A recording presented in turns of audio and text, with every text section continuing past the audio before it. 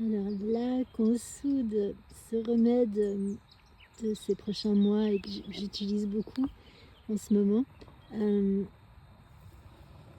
c'est une plante qui nourrit les os, les muscles, les tissus, qui les nourrit en profondeur, surtout dans les infusions longues des feuilles. Les racines aussi sont utilisées pour relier ce qui a été séparé depuis longtemps, mais aussi cassé. Ce qui est très intéressant avec la consoude, c'est que si on l'utilise trop vite, ou si on l'applique trop vite, on peut aussi l'appliquer sur des os cassés, mais si les os n'ont pas été remis en place correctement, ou s'ils ne sont pas prêts,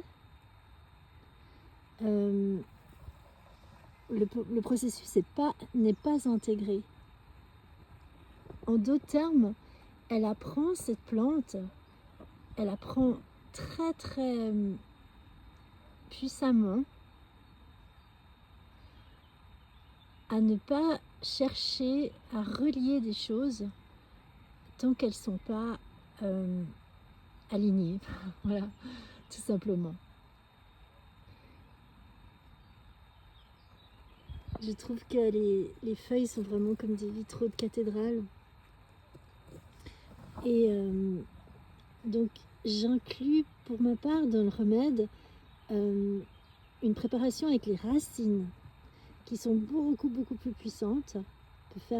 C'est aussi une plante qui va aider un peu comme l'arnica s'il y a des douleurs musculaires. Il y a même une herboriste autrichienne très connue, Maria Trebens, qui a écrit la pharmacie du bon Dieu, carrément. Elle est tellement pure, cette femme.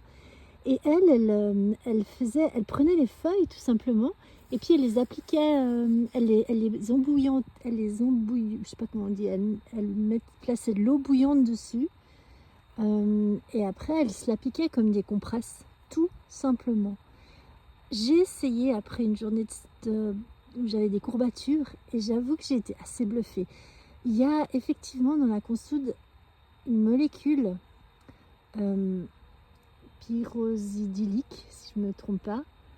Et la molécule, parce que souvent la consoude, elle peut être mangée. Il y a des gens qui la trempent dans de l'œuf et puis qui font des beignets. Eh bien, pas à grande dose, s'il vous plaît. C'est devenu un peu à la mode, mais c'est quand même très puissant. Merci pour l'écoute.